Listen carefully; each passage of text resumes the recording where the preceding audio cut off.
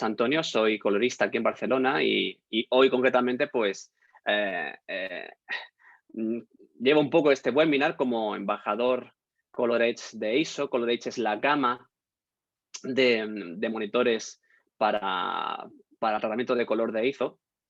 Y en este primer webinar de varios que haremos durante este año, queremos hacer una introducción y hablar un poquito sobre HDR.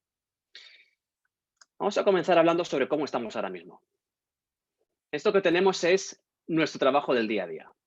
La señal HD, lo que conocemos ahora como SDR, Standard Dynamic Range, rango dinámico estándar, que se compone de dos elementos.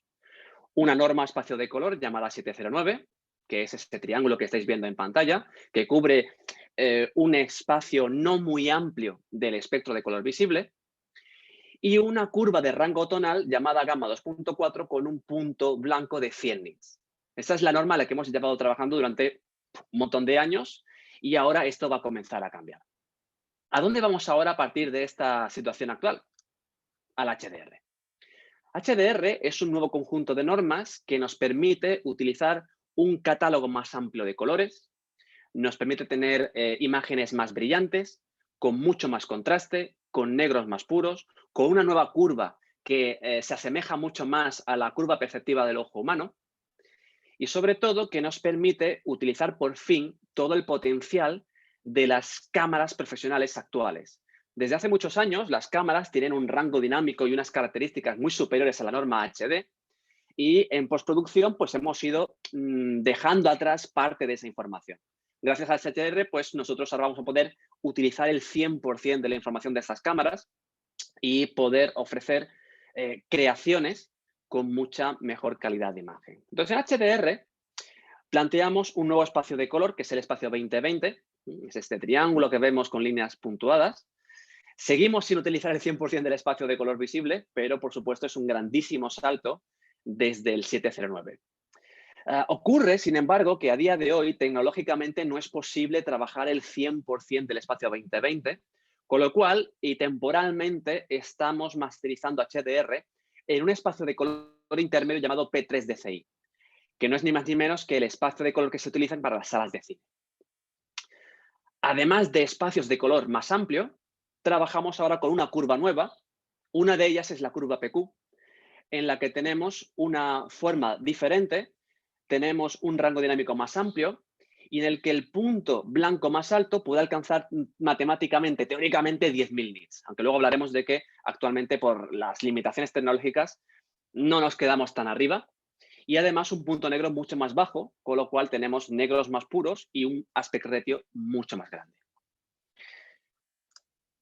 Como decía, PQ es solo una curva entre varias que han ido saliendo estos años y actualmente estamos trabajando con dos curvas, la curva PQ y la curva HLG. La curva HLG está pensada para emisión de televisión. Es una curva que no alcanza un punto de brillo tan alto como el PQ, tiene un límite de 1000 nits, pero tiene la ventaja de que es una curva híbrida, es decir, es una curva doble que contiene información gamma 2.4 e información HDR.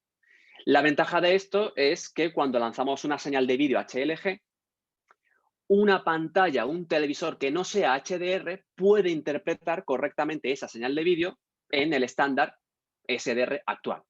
Mientras que una señal HDR-PQ en un televisor normal pues no se podría reproducir o mostraría un color y un rango tonal totalmente equivocado. Así que actualmente, como digo, trabajamos pues con una de estas dos curvas. Normalmente en ficción se está trabajando con la curva PQ y para emisión en directo se está utilizando la curva HLG. A partir de aquí, tenemos que hablar del flujo de trabajo. ¿Cómo podemos crear contenidos en HDR? Bien, tenemos que hablar de 4 elementos clave. La captación, la cámara, la información, esos archivos originales, el metraje que vamos a poder utilizar, el almacenamiento, el ordenador, la máquina para hacer la postproducción y la pantalla. Estos son los 4 elementos principales en cualquier workflow de postproducción y en HDR todo esto cambia otra vez.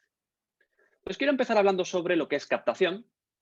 Y es que para poder realizar HDR necesitamos que el sensor que utilice la cámara con la cual captemos este metraje tiene que cumplir ciertas características. Necesitamos que el rango de exposición del sensor tenga más de 12 pasos de exposición. Esta es una de las reglas principales.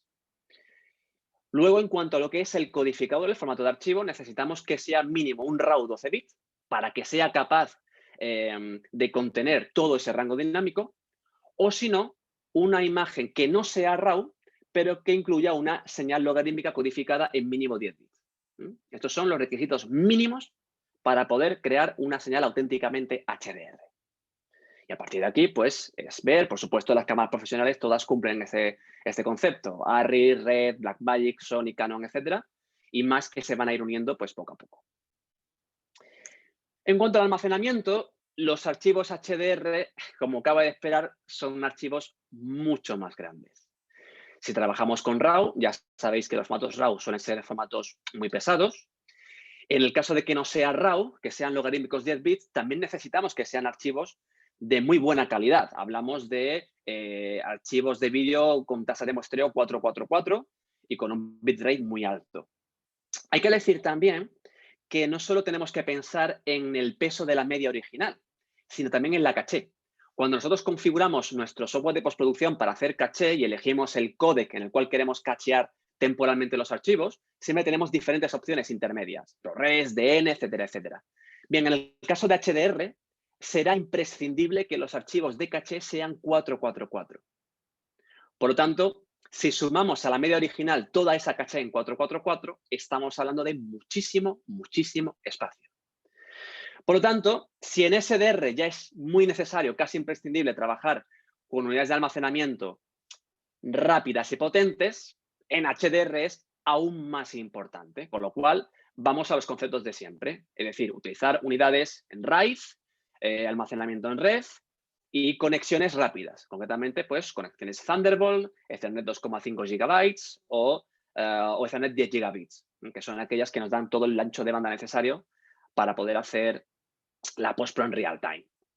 Concretamente, y en cuanto al setup que estamos utilizando últimamente, eso sería un ejemplo de NAS, es decir, estos dispositivos externos con un montón de slots para poner diferentes cantidades de disco. En el caso de QNAP, que es un poco la marca en la que yo ya he estado trabajando ya unos cuantos años, hay una característica que es especialmente interesante y es la siguiente. Sabéis que a la hora de elegir discos tenemos dos grandes opciones. Usar discos sólidos o usar discos mecánicos. Los discos sólidos son muy rápidos, pero suelen tener poca capacidad. O en cualquier caso, no los números de capacidad que solemos trabajar nosotros. Los discos mecánicos tienen mucho más espacio a un menor precio, pero no tienen la misma velocidad. Bueno, cuando creamos una RAID, cuando usamos varios discos como una sola unidad lógica, al trabajar varios discos simultáneamente estamos sumando el rendimiento de cada uno de los discos y podemos conseguir con varios discos mecánicos un rendimiento más alto, conseguir más velocidad. Pero es igualmente muy difícil con solo discos mecánicos alcanzar el rendimiento que tienen los discos sólidos actuales. Bien, pues en el caso de QNAP hay una característica y es que en el ejemplo que yo estoy utilizando esto últimamente, he creado un RAID 6 con 6 unidades, con 6 slots, y de esas 6 unidades, 2 son discos sólidos, 2 modelos de Kingston, y los otros 4 slots son discos mecánicos Toshiba NAS. Estos discos son discos especiales para trabajar con NAS, es decir, son discos que además de un buen rendimiento tienen un bajo consumo, tienen muchos sistemas de seguridad, están diseñados para trabajar 24 horas al día, 7 días a la semana. Y el caso es que yo he creado un RAID, como comentaba, con 2 discos Kingston sólidos y 4 discos Toshiba NAS. Entonces, ¿por qué he hecho esto? ¿Por qué no he utilizado 6 unidades iguales, sólidas o mecánicas? Bueno, la gran ventaja de crear un RAID mezclando unidades SSD y mecánicas en una unidad QNAP es una característica llamada QTIER. QTIER permite, por un lado, crear un RAID con unidades de disco diferentes y, por otro lado, En el caso de que tengamos SSDs y HDDs, el Qtier es consciente de ello y lo que va a hacer es que va a ir enviando y guardando los datos y los archivos que más utilizamos en los discos sólidos. Y las unidades, los archivos que no utilizamos tanto, los que están ahí, que no se han abierto en un tiempo, los mueve a los discos mecánicos. Con lo cual, estamos consiguiendo un rendimiento muy superior a si usáramos discos solo mecánicos. Con lo cual, todo esto combinado con una conexión Ethernet Gigabits o un Thunderbolt 3 nos da un rendimiento muy bueno y conseguimos lo bueno de cada uno de los dos conceptos, la velocidad del SSD y la gran capacidad de almacenamiento de un disco mecánico. Luego tendremos que hablar del ordenador, pero sobre el ordenador no hablaremos demasiado hoy, sobre la máquina, pero bueno, como os podréis imaginar, necesitaremos un equipo de altas prestaciones, procesador con diferentes núcleos, una o varias gráficas con una buena cantidad de RAM gráfica, etcétera. ¿Okay? Esto creo que es un poquito más obvio, quizá para hablar otro día. Y tenemos que hablar de la pantalla. Tenemos que hablar del monitor de referencia para poder hacer HDR. En la gama ColorEdge hay tres modelos. El 31.9, 279 y el Prominence 3146. Bien, para que un monitor de referencia se considere apto para masterizar en HDR, lo que consideramos el grado 1, se tienen que cumplir varias características. Una de ellas es que el monitor sea capaz de interpretar una curva HDR, tanto la curva PQ como la curva HLG o cualquier otra que pueda ocurrir en el futuro. Otra característica que tiene que cumplir es que el ratio de contraste, el mínimo tiene que ser de 100.000 a 1. Entonces, ¿qué ocurre? Que estos tres modelos, los tres, son capaces de interpretar la curva PQ y la curva HLG. Los tres. Y lo hacen exactamente igual de bien. Pero a partir de aquí, en cuanto al ratio de contraste, creo que estáis viendo los números en pantalla. El 31.9 tiene un ratio de 1500 a 1, el siguiente son 1300 a 1 y el Prominence tiene un increíble ratio de contraste de 1.000.000 a 1. Por lo tanto, sobre este valor, el modelo adecuado, el que consideremos de mastering, es el Prominence. Luego hay otro dato más, que es el brillo del punto blanco, que en el caso de los dos modelos de la izquierda son 350 nits y en el caso del Prominence son 1000 nits reales, puros y además en toda la pantalla. Entonces, claro, tenemos algunas conclusiones. La primera es que el verdadero monitor de mastering es el Prominence 3146. Pero aquí nos surge una pregunta. Si realmente el Prominence es el único que cumple todas las características y todas las condiciones para hacer mastering profesional HDR, ¿qué sentido tiene que los otros dos modelos puedan interpretar la curva PQ y la curva HLG? ¿De qué nos serviría que cumpla solo uno de los tres aspectos que necesitamos? Bueno, hay varios motivos. Pero uno de ellos es el siguiente. La tecnología HDR para mastering, los costes de poder desarrollar esta tecnología aún son muy costosos. Y no a todos los niveles de nuestra industria es posible, pues, disponer de una pantalla de estas características. O a lo mejor sí podemos, pero tenemos una casa de postproducción y a lo mejor no tenemos la capacidad de tener 5 o 6 monitores Prominence. Bien, pues una alternativa es hacer una primera corrección de color parcial con los ColorEdge de la izquierda, los que veis en la pantalla, porque estos monitores, aunque no lleguen al ratio ideal de contraste y brillo, sí que interpretan la curva correctamente. Y para poder hacer de esto algo útil, estos monitores tienen una característica que es el PQ-HLG clipping. ¿En qué consiste? Consiste en que cuando al monitor le llega una señal HDR a 1000 nits, puede tomar dos decisiones que, por supuesto, configuráis vosotros. Una primera opción, la que veis a la izquierda, en la que el sistema va a crear un mapa de tonos dinámico, de manera que va a crear una versión a 300 nits de la imagen original a 1000 nits. ¿Qué significa esto? Significa pues que la imagen no la estamos viendo a 1000 nits, la pantalla no va a brillar de esa manera, pero como el mapa de tonos es dinámico, es instantáneo y es muy preciso, nosotros vamos a poder distinguir correctamente todos los objetos de la imagen y la diferencia proporcional de luma de todas ellas. Con lo cual, nosotros vamos a poder hacer una corrección de color en HDR en la que podremos distinguir los diferentes objetos, sombras, tonos medios y luces, y además con la ventaja de que al no brillar tanto, pues podemos trabajar mucho más tiempo sin tener que descansar. Pero luego además hay un segundo modo, el que veis a la derecha, en el que no hace un mapa de tonos, hace un clipping nativo. ¿Qué significa esto? Pues que toda la señal de vídeo entre 0 y 300 nits lo vais a ver con total precisión y con su brillo real, y toda la información que haya por encima de 300 no la veríamos, veríamos un blanco puro.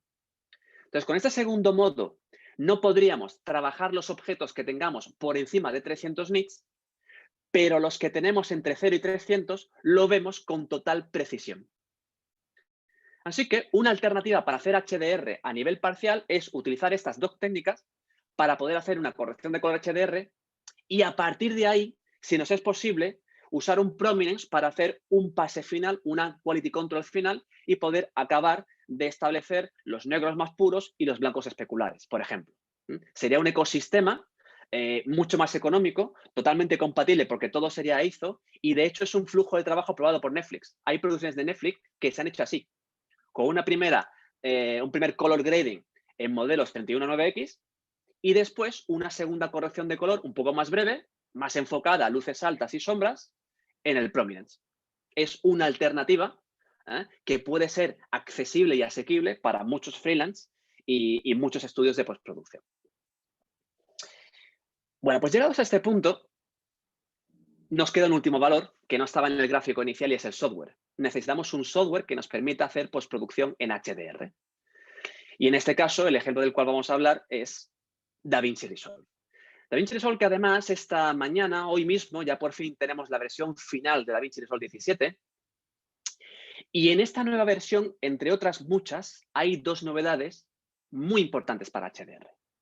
La primera es un sistema de gestión de color simplificado, mucho más fácil de utilizar, y un nuevo conjunto de herramientas llamadas ruedas HDR que están diseñadas sobre todo para poder explotar creativamente una señal de alto rango dinámico. Así que para esto voy a cambiar la pantalla y voy a mostraros mi Resolve, creo que ya lo estáis viendo, y os voy a explicar un poco cómo tenemos que configurar DaVinci Resolve para poder trabajar en HDR. Lo primero que necesitamos es cambiar la escala de los scopes. En DaVinci Resolve 16 contamos con la escala 10 bits, ahora en 17 tenemos la escala de 0 a 100 nits, pero sobre todo, en las opciones, podemos ya activar más cómodamente la escala HDR. Esta escala va a ir cambiando. Si lo configuramos en PQ, tendremos de 0 a 10.000. Si lo configuramos en HLG, tendremos de 0 a 1000 nits. Y él automáticamente detecta la señal y se configura sola. Lo siguiente que necesitamos es usar un sistema de gestión de color. En SDR no es del todo imprescindible. En HDR es totalmente necesario. De modo que en Resolve 17 tenemos DaVinci y RGB Color Manage con una novedad que son estos presets. Y contamos con dos presets HDR. El HDR P3 Broadcast y el HDR Red 2020. Yo os comentaba hace unos minutos que actualmente no es posible masterizar al 100% el 2020 por una limitación tecnológica momentánea y que realmente trabajamos de manera limitada en el P3. Así que con un preset HDR P3 Broadcast, el sistema ya nos ofrece una gestión de color a una salida HDR, pero además programando las herramientas para que todo funcione dentro del espacio P3 y que por lo tanto todos los valores se puedan representar. En el caso del output es donde elegiremos qué tipo de HDR queremos. Si queremos un PQ a 1000 nits, elegiríamos esta opción. Rec 2020, ST 2084, 1000 nits. Si es la curva HLG, una de las opciones podría ser Rec 2100 HLG. Rec 2100 es otro espacio de color que se diseñó para HLG, pero bueno, prácticamente es idéntico al 2020 y ambas opciones son correctas. Yo en este caso lo dejaré en 2020 1000 nits. Luego, además, aquellos que contéis con la posibilidad de tener no ya solo un monitor de referencia HDR, sino un monitor de ordenador HDR, que también hay modelos, o una ISO 26.9 que se podría utilizar como monitor de interfaz, podemos activar la casilla Display HDR on Viewers para que en la interfaz, para que en el visor de la interfaz podamos ver también una preview en HDR. Y por último, tenemos estas dos secciones, Dolby Vision y HDR10 Plus. Son diferentes normas de HDR, pero no en cuanto al espacio de color o a la curva, porque ambos sistemas son iguales. Tanto HDR10 como Dolby Vision usan la curva PQ y usan el espacio 2020. La diferencia va a ser la metadata. ¿A qué me refiero con la metadata? Un archivo HDR contiene cierta información de brillo de la secuencia con la idea de que los televisores HDR puedan utilizar esa información, adaptarse automáticamente y mostrar una respuesta lumínica correcta. Porque al fin y al cabo, actualmente, la inmensa mayoría de televisores HDR no llegan a 1000 nits. De hecho, se quedan incluso un poco lejos. Suelen estar entre 700, 800, ¿ok? Y para que el televisor no clipee las partes que haya entre 700 y 1000, el televisor hace un mapa de tonos y se ayuda de esta información para poder hacerlo correctamente. En este caso voy a activar los dos. ¿Ok? Bien, pues con esta configuración el sistema va a trabajar en HDR. Cuando tengáis esta configuración, el monitor EIZO lo va a detectar, se va a configurar en HDR y va a mostrar la imagen correctamente. Yo voy a guardar los cambios. Lógicamente, la imagen que estáis viendo en el visor, veréis que ahora ha cambiado un poco. Vosotros no lo estaréis percibiendo ahora mismo en HDR porque el streaming lo estamos haciendo en SDR. Ok, pero yo, por ejemplo, pues sí que tengo una relación tonal mucho más cercana a lo que puedo ver en el monitor externo.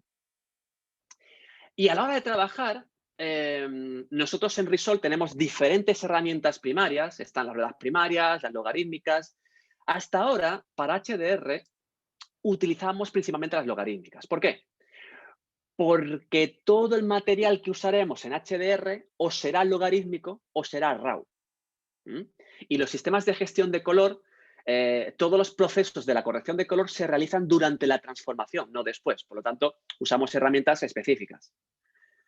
Pero como comentaba, tenemos este año una novedad que son las ruedas HDR. Estas ruedas nos permiten tocar el rango de muchísimas maneras. Nos permiten tocar de manera independiente los negros más puros, la parte más oscura, las sombras, luces altas, luces especulares. Y yo, por ejemplo, en este caso, fijaros en esta imagen de vídeo, tenemos esta chica aquí sumergida y tenemos aquí la parte superior el reflejo del foco. Y si miráis en mi scope, tengo unos picos de señal que sobresalen de 1000 nits. Ok, bueno, quizás sea porque yo he olvidado una casilla, que es esta, HDR Mastering for 1000 nits. Le estoy pidiendo que se comporte con un límite de 1000 nits. Voy a guardar los cambios.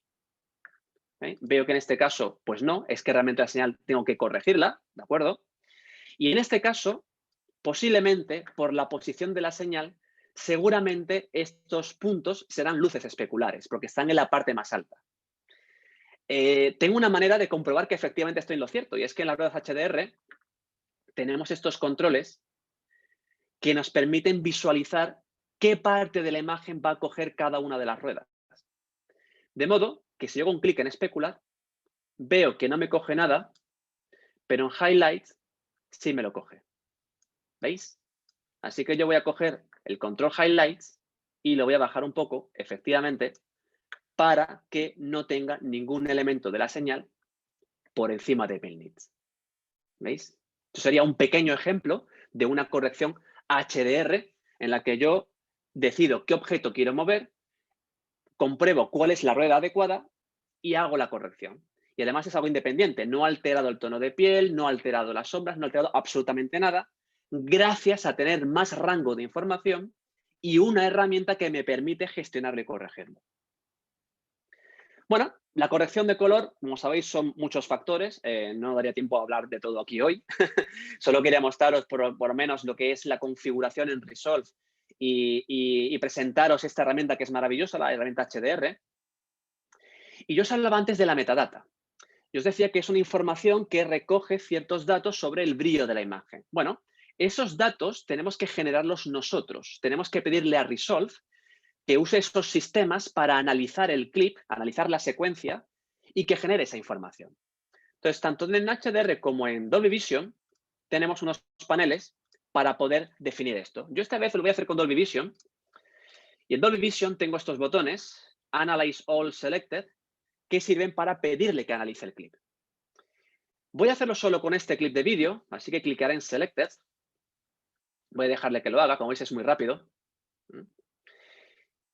Y la cuestión es que esta información no solo va a servir para ayudar a la reproducción de la versión HDR en ese televisor futuro, sino que además Dolby Vision nos permite generar un mapa de tonos basándose en esta información para que podamos tener una versión SDR de la corrección de color HDR. Es decir, que no tengamos que hacer la corrección de color 2 veces desde el principio. El sistema, a partir de la versión HDR, crea una versión SDR. Y a partir de aquí, según exportemos el programa, lo hará con una norma o lo hará con otra. Fijaros, además, que tengo el Target Display, donde nosotros podríamos configurar un segundo monitor de referencia y tener 2 previews. Podríamos tener 2 monitores y ver la imagen en HDR y en SDR simultáneamente, gracias a Dolby Vision y a la integración que tiene en DaVinci Resolve. Y a partir de aquí, cuando nosotros queramos entregar el proyecto, pues bueno, tendremos que ver cómo acaba el flujo de trabajo, porque en función del tipo de formato podemos hacer una cosa u otra. ¿A qué me refiero? Si la metadata la hemos hecho con HDR10, la podríamos entregar en diferentes formatos. Por ejemplo, un MOV, por ejemplo, un MXF.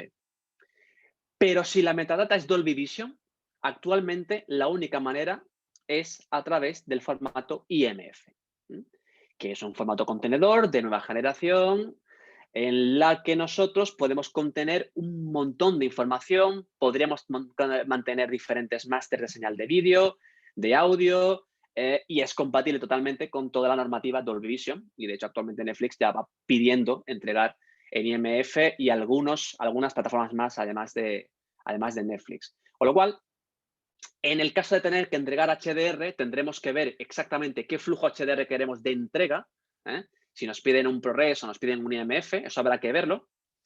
En el caso de que quisiéramos un SDR a partir de este HDR, pues por ejemplo con un ProRes 42HQ, nosotros lo que haríamos es decirle que el espacio de color de salida sea 709.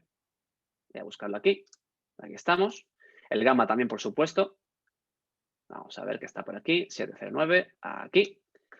Y para que el sistema aproveche el mapa de tonos que hace Dolby para generar la versión SDR, aquí abajo la opción Tone Mapping Dolby Vision. Y con este ajuste nos hace una salida SDR aunque nuestro proyecto sea HDR. Así que fijaros cómo Resolve lo soluciona todo en este sentido.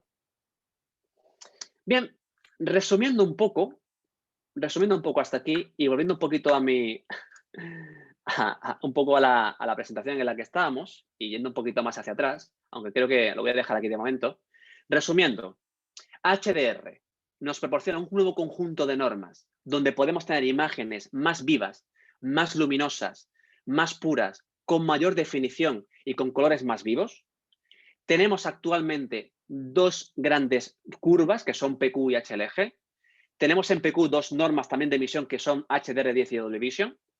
Y necesitamos un material que tenga todo ese rango dinámico. Necesitamos un sistema de almacenamiento robusto, potente, amplio y rápido.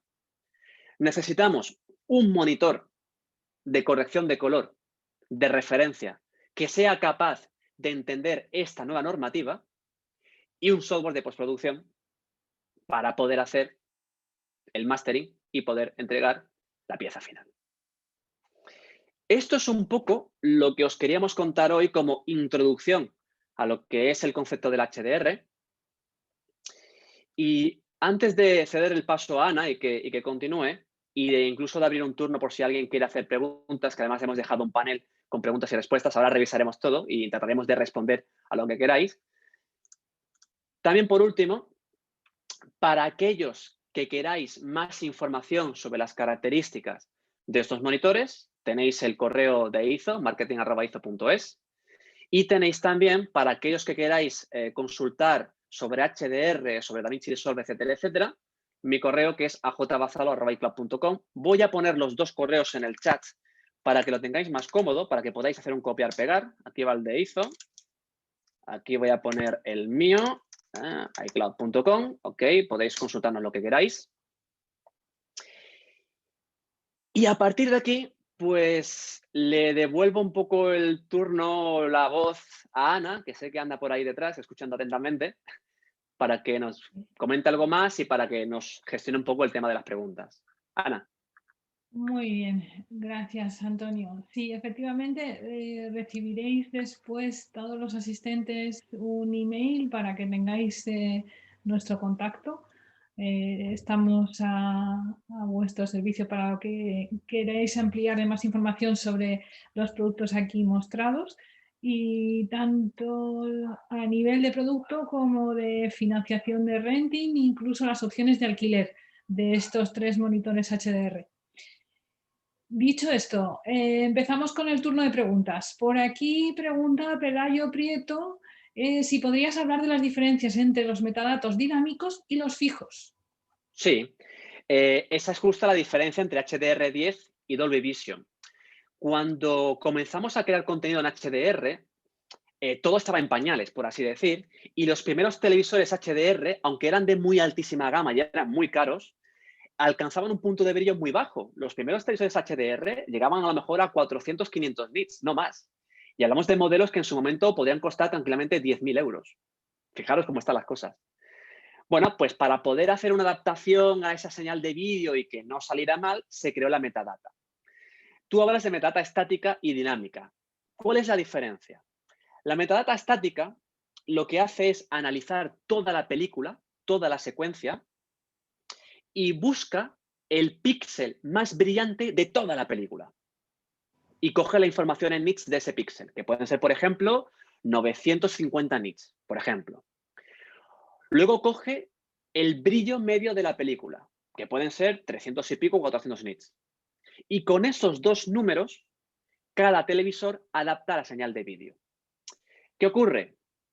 Pues que tener solo esos dos valores para una película que puede durar 2 horas y donde habrá escenas de día, escenas de noche, interior y exterior, es insuficiente. Es insuficiente. ¿La solución cuál es? Pues que cada uno de los fotogramas tuviese su propia información de metadatos. Y esos son los metadatos dinámicos. Dolby Vision hace exactamente eso. En lugar de tener un solo valor para toda la película, tiene un valor para cada uno de los fotogramas. Cada fotograma tiene su valor en píxel del brillo más alto, por ejemplo, 950, 938, etcétera, etcétera, y su valor medio. Con lo cual, la adaptación que hace el televisor es muchísimo más precisa. Hay que decir que esto es toda una hazaña para el procesador del televisor. Por eso los televisores que son compatibles con Dolby Vision suelen ser procesadores con varios núcleos, de alta gama, con bastante RAM y que suelen ser gamas un poquito más altas y un poquito más caras. Esa es la diferencia.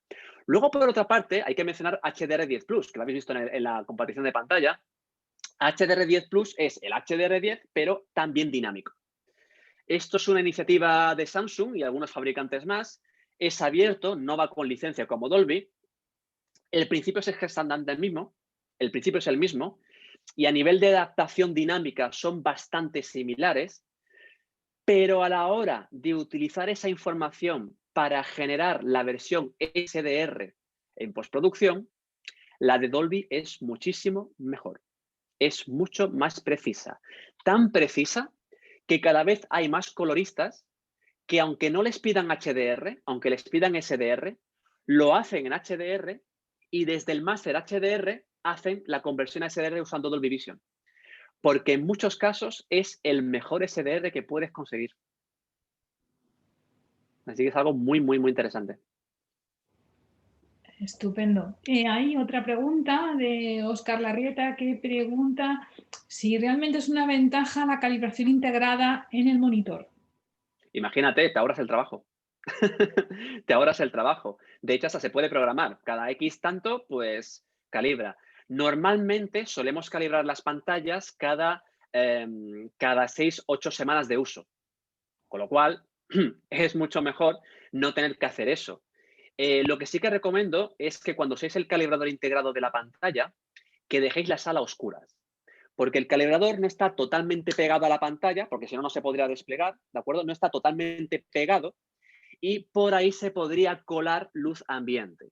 Entonces, os recomiendo que cuando hagáis la calibración, dejéis la sala a oscuras y que en la pantalla lo que tengáis sea una imagen en negro.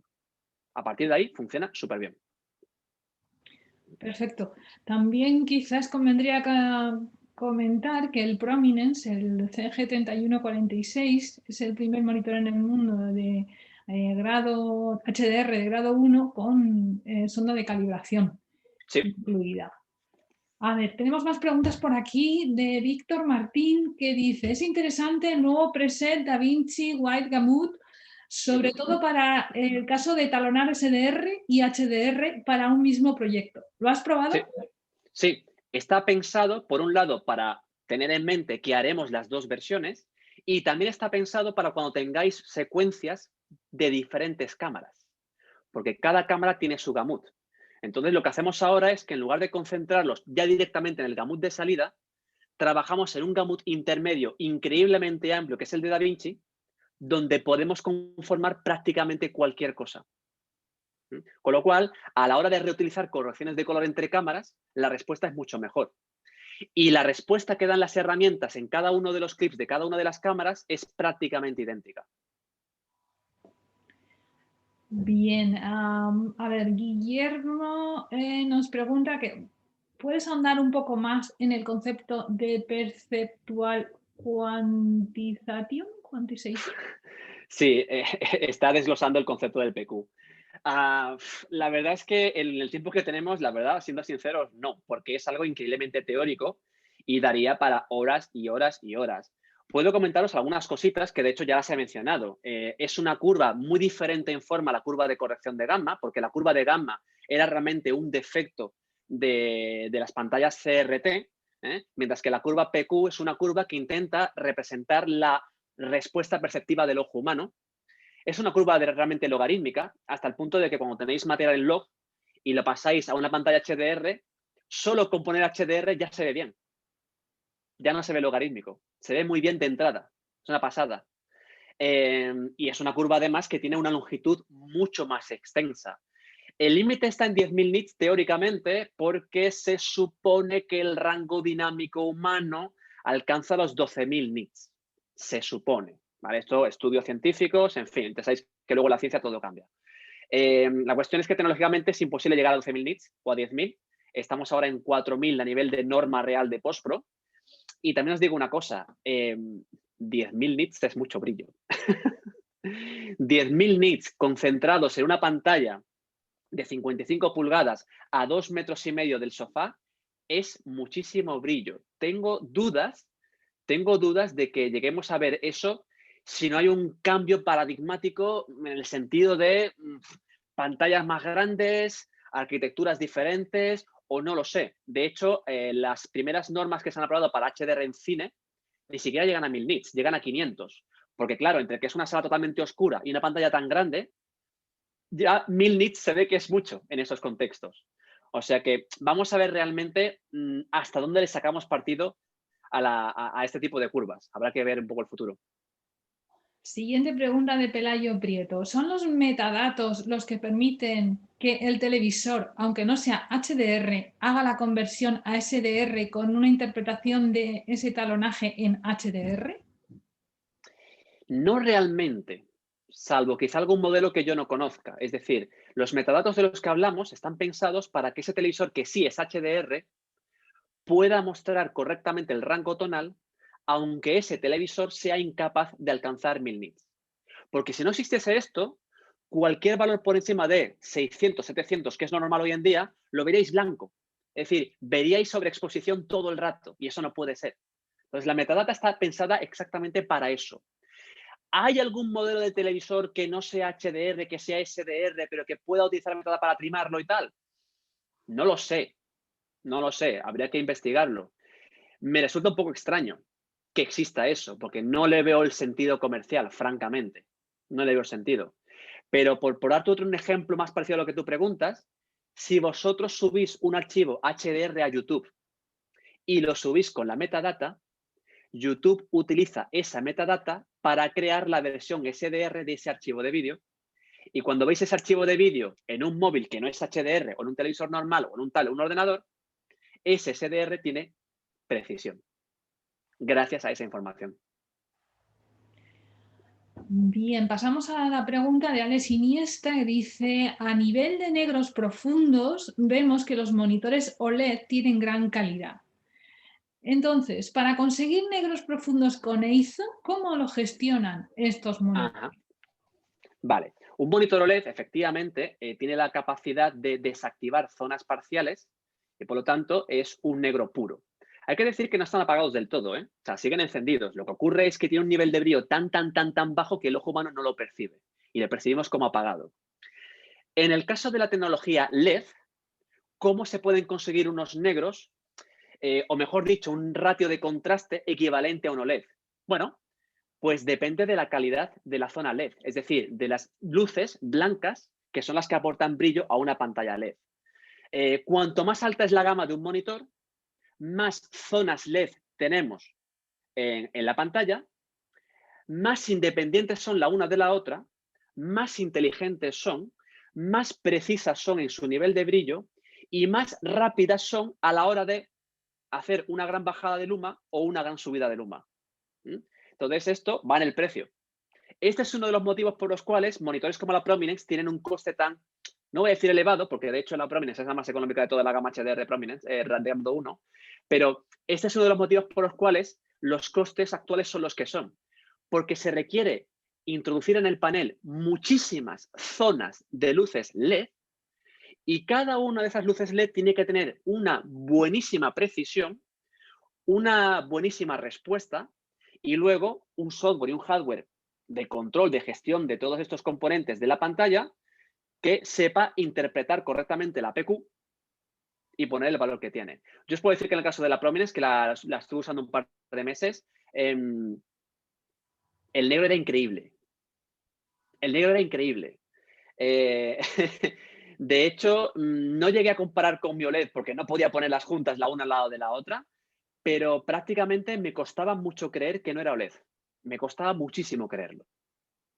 Así que para mí es excepcional la respuesta de este monitor. Y no olvidemos que con la financiación ya no es un problema cuando tienes una posibilidad de adquirir esos monitores en renting.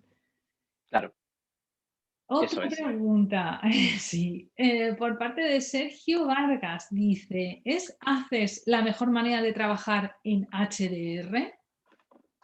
No necesariamente. Tanto ACES como DaVinci Color Manage tienen todas las opciones para poder hacer la conversión a HDR. De hecho, son sistemas muy parecidos. Son sistemas muy parecidos. Este año es incluso más parecido que nunca el uno del otro. Con lo cual, los dos son perfectamente hábiles. Claro, DaVinci da una respuesta muy interesante porque no solo da el sistema de gestión de color, sino que da las herramientas, da todo el contexto de software de postpro. Con lo cual, la integración de interfaz, herramientas y gestión de color es mejor que la de ACES. Ahora bien, si el flujo de postproducción incluye trabajar con diferentes software, pues a lo mejor nos vemos obligados a usar un flujo ACES. A veces la elección no está tanto en la calidad del resultado, sino en el hecho de que sea necesario o no hacerlo. Yo las últimas pruebas que he hecho con la Arria Mira, que lo hice hace un par de semanas, unos clips de Arria Mira, el HDR me lo hacía mejor con el DaVinci Color Max que con ACES. Lo hacía mejor. Las sombras las hacía mejores. Así que, sorpresa. Sorpresa, sí. Tenemos otra pregunta de Francisco Javier Rodríguez, que dice: respecto al uso de GPUs, ¿cómo afecta? Sí, ¿Y o qué tarjetas recomiendas? la verdad es que no hace falta una tarjeta demasiado potente, francamente. Es decir, la norma HDR no es algo especialmente exigente. No lo es. Es más, como el espacio HDR es mucho más parecido al espacio de color de una cámara profesional actual, la transformación no es tan compleja, de modo que no requiere una gran potencia. Por darte un ejemplo, el equipo con el que yo trabajaba hasta hace un par de meses era un iMac con una gráfica Radeon Pro de 8 GB, es decir, es una gama media, y no tuve ningún problema. No tuve ningún problema. Y a la hora de analizar los metadatos, tampoco hay ningún problema. De hecho, yo ahora tengo una gráfica de 16 GB, es un modelo muy superior, y a nivel de la velocidad de analizar metadatos para HDR, prácticamente es idéntico, no cambia nada. O sea que no penséis que hace falta una máquina especialmente potente. No lo creáis. Otra cosa es el código original. No es igual trabajar con un ProRes que con un RAW. No es igual trabajar un RAW 4K que un RAW 8K. ¿Ok? Con lo cual, en temas de rendimiento de la máquina, yo pensaría más en el código original que en el hecho de que sea HDR. Bien, pasamos a la siguiente pregunta. Víctor Martín pregunta, entonces, Antonio, en un potencial proyecto que pueda acabar en HDR, ¿aconsejas trabajar como has explicado y luego hacer tone mapping DV a SDR BT 1886?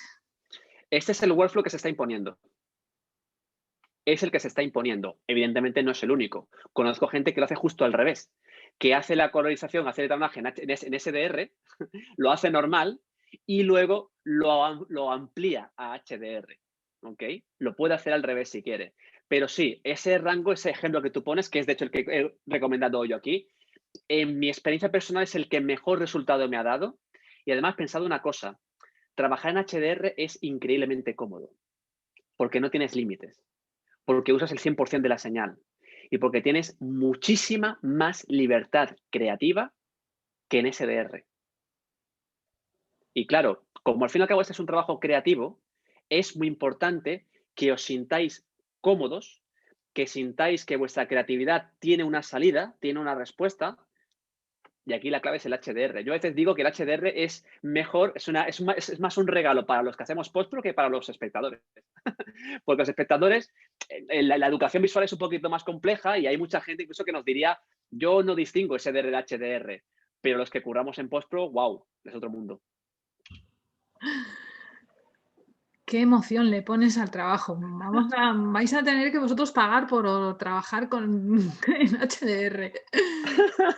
Ay, Dios mío. Seguimos. Venga. Guillermo Echemendi nos pregunta, ¿cuál es el rango dinámico técnico de una señal SDR y cuál es el de una señal HDR? En SDR teóricamente es entre 5 y 7 pasos de rango dinámico, pero se pueden conseguir tranquilamente 9-10 pasos. Se puede conseguir con un tono dinámico, se puede llegar a conseguir.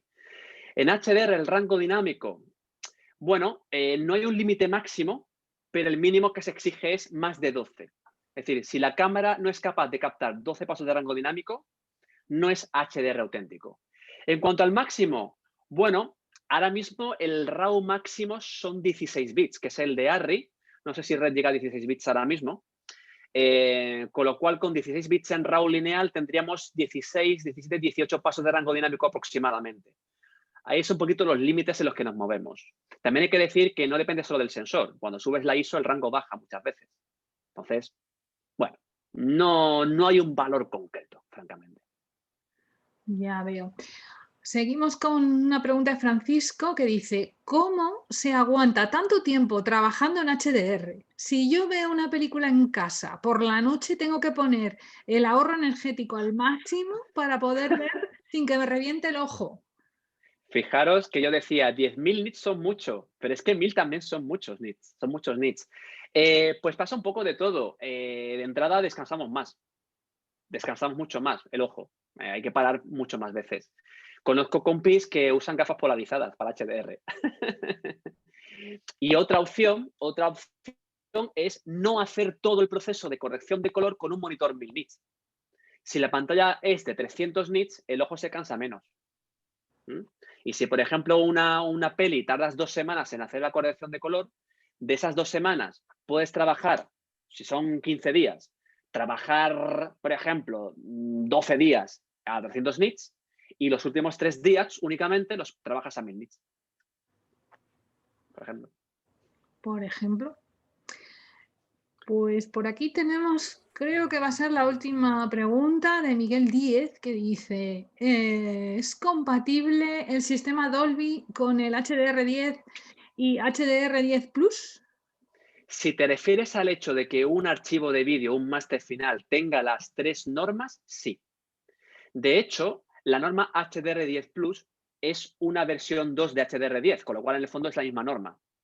Y afortunadamente, como al fin y al cabo es metadato, como al fin y al cabo son datos que escribimos en el archivo, no son pistas de vídeo diferentes, no son 2 archivos de vídeo, no son 2 curvas diferentes, se puede hacer.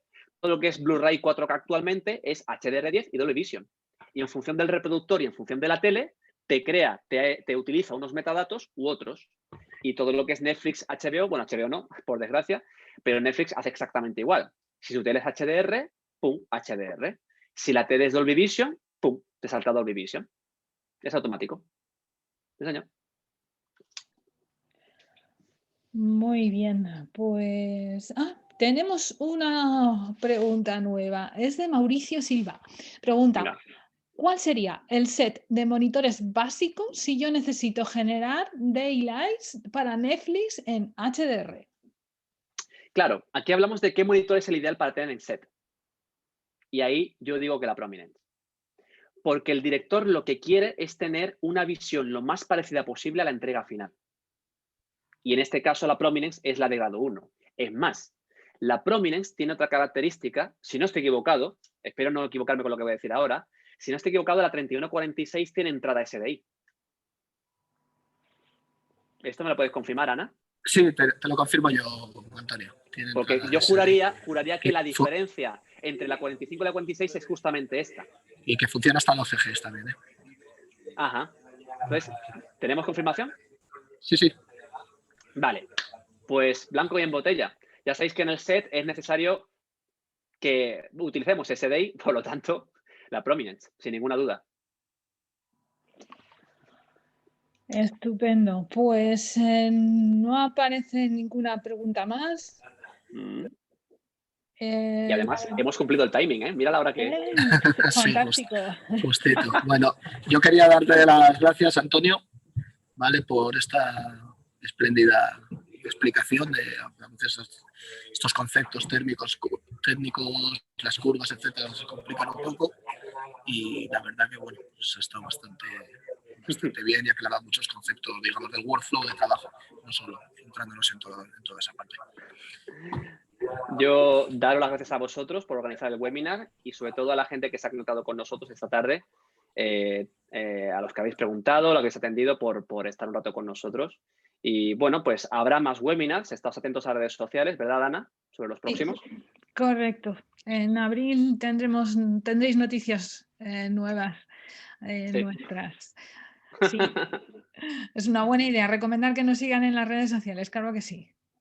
Muy bien. Estupendo. Pues muchas gracias a todos y sobre todo a ti, Antonio. Nos vemos pronto. Muchas gracias. Gracias a todos. Muchas gracias a todos. Un saludo. Chao. Gracias.